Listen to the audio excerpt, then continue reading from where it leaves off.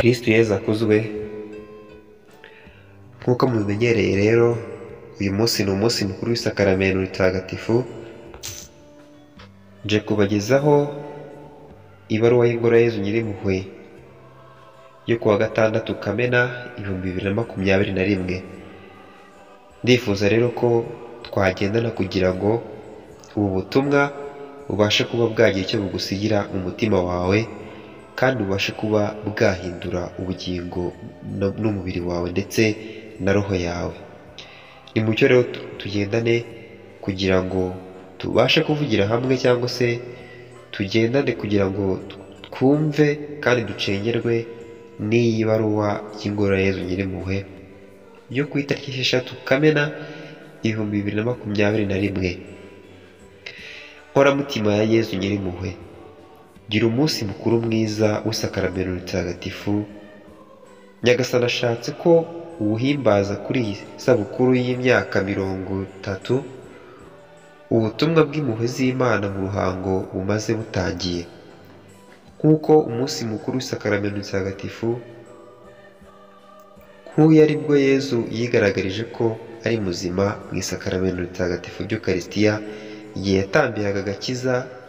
yatambiraga agakiza abarwayi banyuranye. Nawe uyu munsi yongeye kuza kugusanga kugira ngo agugirire impuhwe. Arakwibutsa isezerano rihoraho yagiranye nawe, ubikesheje amaraso ye yakumeneye mu rupfu rwo ku musaraba, agamije kukuvana mu bucakara bw'icyaha, ubikesha kumwakira mu isakaramentu ritagatifu ry'Ukaristiya. Fata akanya uzirikane ibyiza Imana yagukoreye, maze nawe ugira uti: Uhoraho, nzakwitura iki ku byiza byose wampaye?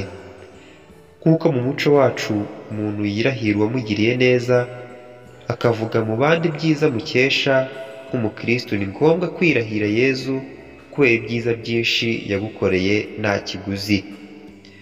Yezu wadukunze akabitugaragariza, ntitwabona uko tumuvuga bikwiye, kuko ibikorwa bye ari indashyikirwa.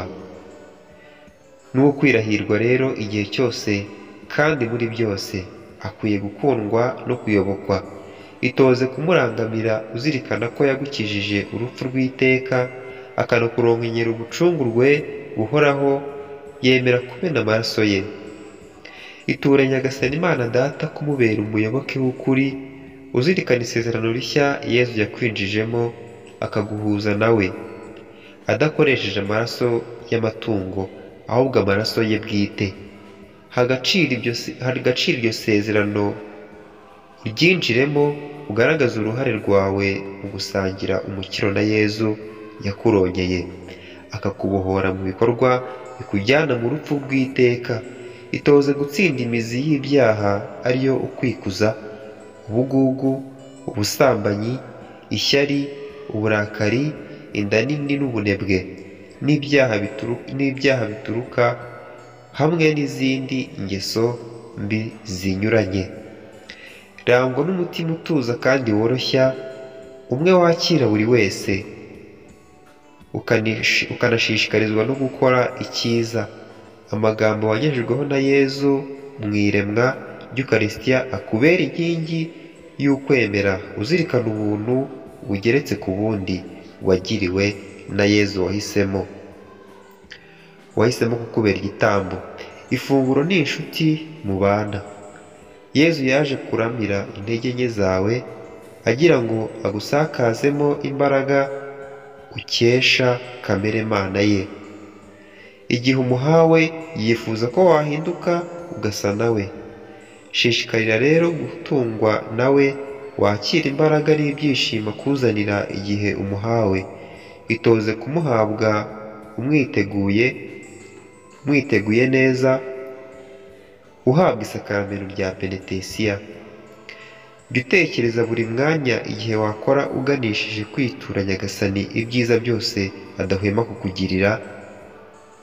Yezu uza gutura muri wowe aragukeneye, agira ngo ugeze ijambo ry'Imana ku muryango we, kugira ngo abaryakiriye bacengerwe naryo, bafite icyemezo cyo kukuzirikiza no gukomera ku Mana.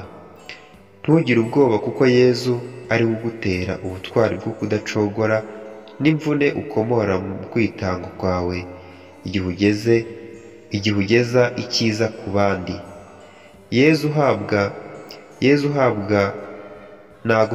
uhabwa nagusenderezemo Roho Mutagatifu ukumurikira mu nzira y'ubutagatifu, akanaguha kurumbuka imbuto z'urukundo, ibyishimo n'amahoro no guhora ushimira Imana Data muri byose, bityo witegure kuzasangira nawe ikuzo yakuzigamiye mu ngoma y'ijuru.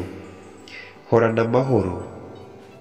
Ukarisitiya nzima, we mbaraga rukumbi zanjye, soko y'urukundo n'impuhwe, igarurira isi yose, ukomeze abanyantege nke. Uri ahantu hahawe umugisha Yezu yaduhereyemo umukiro we wuje impuhwe. Bikira Mariya, Yezu Nyirimpuhwe,